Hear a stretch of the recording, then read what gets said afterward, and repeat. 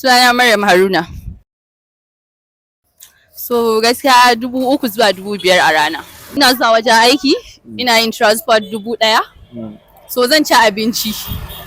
Abincin da nake ci yana kaiwa 2,000. So zaka ga wani abu kuma da kake bukata.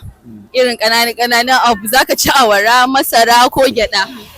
Safe rana dare gaskiya akalla ina kai 10,000. Don ko a mama port zaka je. List food da aka siya sai ka kashe 1,500. To in ka hada shi 1,500 din nan sau uku kaga an samu 4,500 kenan kuma ga transport 1,000. To at least kenan in kana so ka ci gobe ka kashe 2,500. Sunana Muhammadu Munir Shaibu Galma. A gaskiya a maneji in kana so ka ci abinci da nama da nutrients da yake cikin abinci sai ka kashe wajen 8,000 in ma kana da karamin family. An dan samun saukin abincin amma shin mutane na da kuɗi? Wani mutum kana da 10,000 sai dai ka rayu da shi kwana biyu.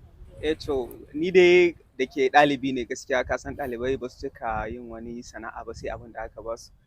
To ni gaskiya a yadda nake malejin abubuwa ina kashe kaman 1,200 ko 1,300 a wuni.